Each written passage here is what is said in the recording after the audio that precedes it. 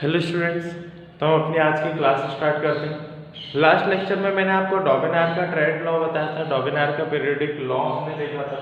आज हम उसी लॉ के कुछ एग्जांपल्स देखेंगे कि क्या उसमें एग्जांपल्स थे और क्या सेट उन्होंने बनाए थे, तीन के ट्रेड उन्होंने क्या बनाए थे, और इसके बाद हम देखेंगे कि इसमें गलत चीजें क्या, मतलब इसके डिफेक्ट्स क्या हैं, इसके मिस्टेक्स क्या थी डॉबेनार की, वो सारी चीजें हम आज देखने वाले हैं।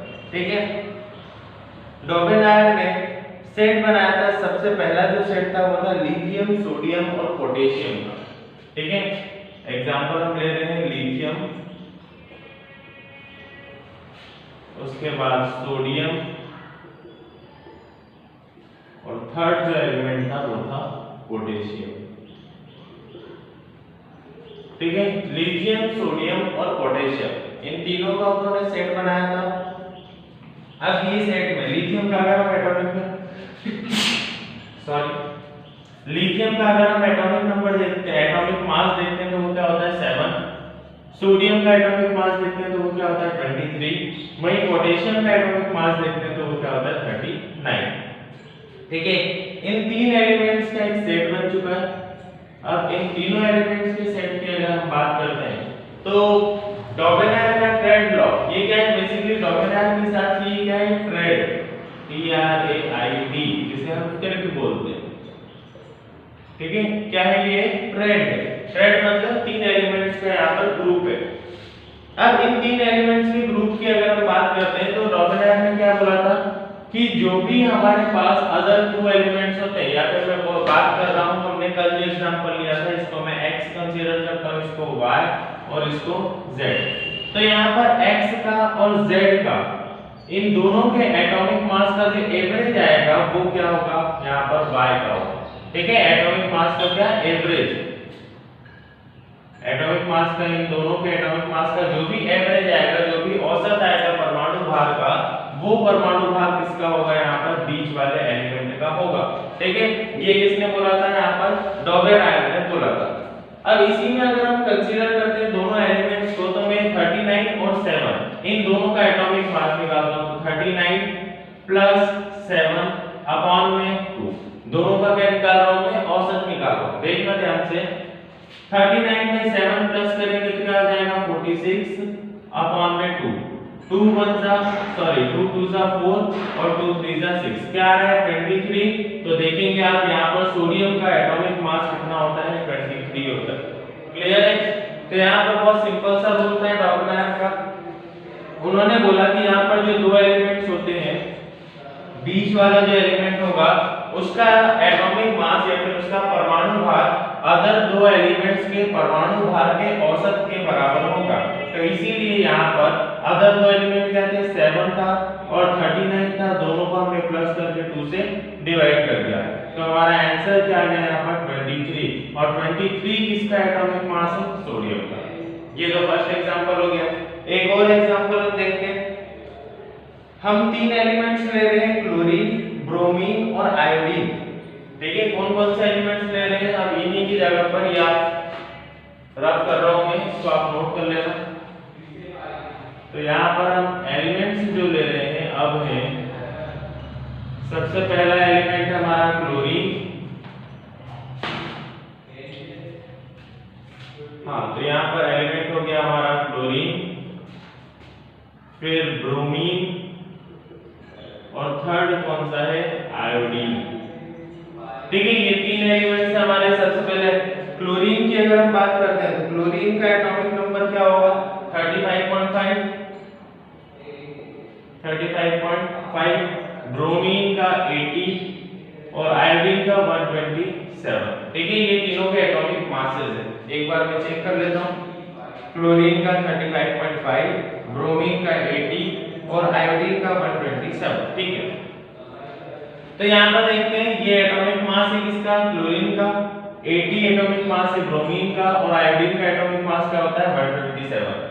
क्या होना चाहिए डॉबेनार के ट्रेड लॉ के हिसाब से कि यहाँ पर जो 80 है, ठीक है, जो यहाँ पर ये वाला एलिमेंट है ब्रोमीन, जो है ब्रोमीन का एटॉमिक मास अदर दो एलिमेंट के एटॉमिक मास के एवरेज के बराबर होगा। ठीक है।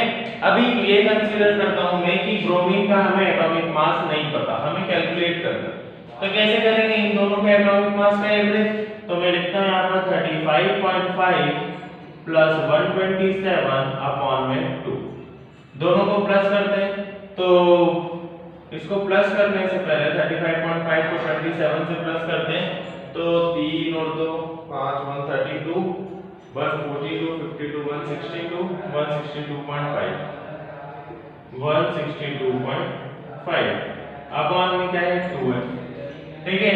अब इसको आप क्या करोगे, यहाँ पर कैंसिल करोगे तो 2 8 जा 16 2 1 जा 2 पॉइंट यहाँ पर क्या आ जाएगा 5 है तो 2 2 जा 4 81.2 आ रहा है। एक बार मैं चेक कर लेता हूँ 81.2, हाँ 81.2 आ रहा है।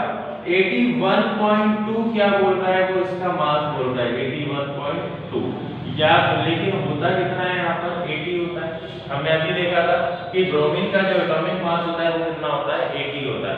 तो यहाँ पर थोड़ी सी डेफिनेशन चेंज हो जाएगी, वो ये कि यहाँ पर जो ब्रोमीन का एटॉमिक मास होगा वो आयोडीन और क्लोरीन के एटॉमिक मास के एवरेज के अप्रोक्सीमेटली इक्वल होगा, मगर लगभग उसके बराबर होगा।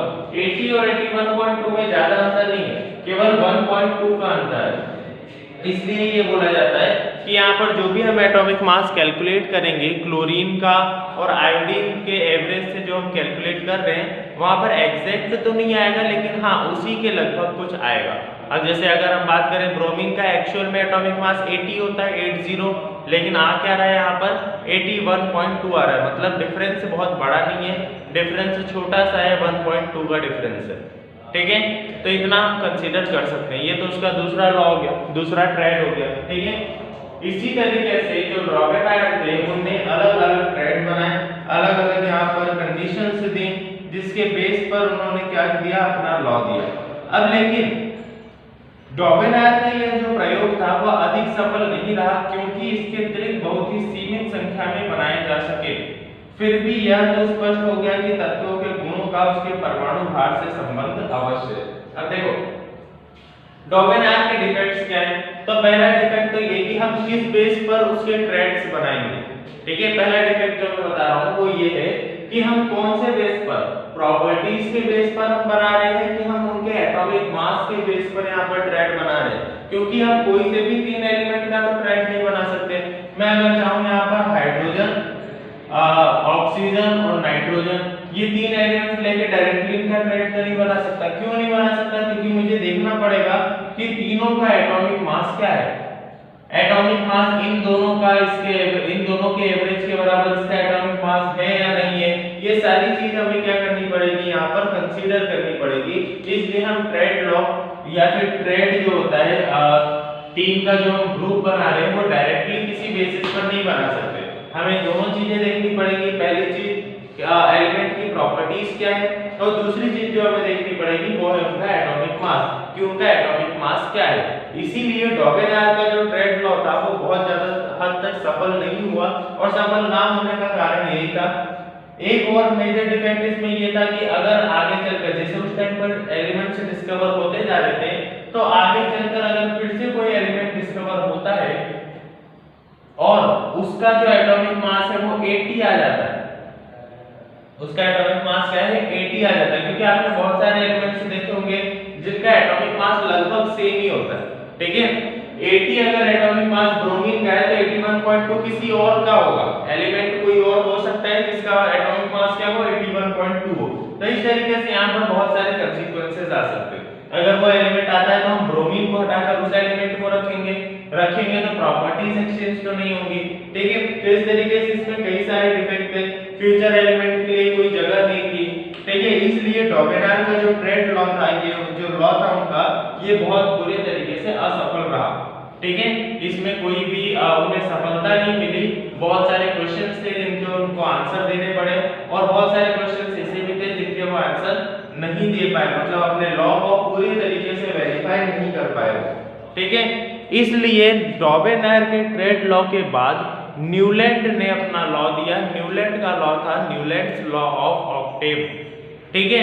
न्यूलैंड्स लॉ ऑफ ऑक्टेव मैं अभी थोड़ा सा इसके बारे में बता देता हूं। इसके बाद जो हम पढ़ने वाले हैं, थोड़ा सा इंट्रोडक्शन में दे देता हूँ, इसके बाद न्यूलैंड के लॉ ऑफ ऑक्टेव के बारे में हम कल पढ़ेंगे। न्यूलैंड का जो लॉ ऑफ ऑक्टेव था, न्यूलैंड लॉ ऑफ ऑक्टेव, ठीक है। न्यूलैंड का जो लॉ ऑफ ऑक्टेव था वो कुछ म्यूजिकल नोट्स के बिहाफ में वहीं पर रन करता है। कैसे? तो म्यूजिकल नोट्स हमें पता है, सा, रे, गा, मा, पा, ध या फिर ब, धी। एक बार मैं चेक कर लेता हूँ। हाँ, सा, रे,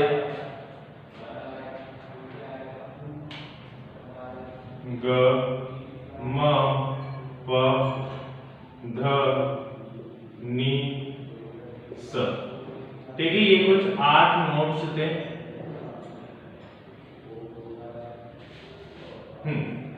ये 8 नोट्स थे और इन्हीं नोट्स पर उसने क्या बोला था कि जैसे कि यहाँ पर सा और यहाँ पर सा, ये दोनों क्या है, मैच कर रहे हैं।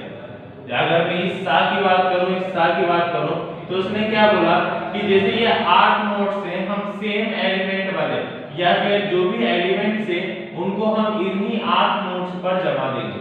जैसे कि मैं मान लेता हूं कि एलिमेंट्स हैं ए, बी, सी, डी, डी, सी, बी, ए। या फिर आप अगर एक जैसी लेना चाहते हो तो A B C D, E, F, G और एच, ये हमने एलिमेंट्स ले लिए। फॉर एग्जांपल हमने कंसीडर किया कि ये सारे एलिमेंट्स हैं। एलिमेंट्स में उन्होंने क्या बोला कि यहाँ पर जो ए है उसकी प्रॉपर्टीज और एच है इसकी प्रॉपर्टीज, इन दोनों की प्रॉपर्टीज यहाँ पर क्या होंगी, एग्जैक्टली सेम होंगी। उन्होंने बोला कि हर 8वें एलिमेंट की और पहले एलिमेंट की जो प्रॉपर्टीज होंगी वो वहां पर क्या होने वाली है, सेम होने वाली है। कुछ इस टाइप का लॉ था उनका, इसके बारे में हम कल डिटेल में पढ़ेंगे। अभी आपको केवल इतना इसके बारे में समझना है कि ये 8 जो म्यूजिकल नोट्स हैं इससे कंपेयर करके इसमें टेबल उन्होंने बनाई। उन्होंने बोला इन 8 नोट्स की जगह पर मैं एक एक एलिमेंट पुट करता हूं और जिसमें मैं अगर एग्जामिन करता हूं इसको, तो फर्स्ट वाला एलिमेंट और 8th वाला एलिमेंट कई हद तक सेम प्रॉपर्टीज को क्या कर रहा है, वहां पर फॉलो अप कर रहा है। ठीक है, सेम प्रॉपर्टीज को पजेस कर रहा है वहां पर। ठीक है, न्यूलैंड के लॉ ऑफ ऑक्टेव के बारे में और डिटेल्स पढ़ेंगे अगले लेक्चर में। अभी के लिए इतना ही, थैंक यू।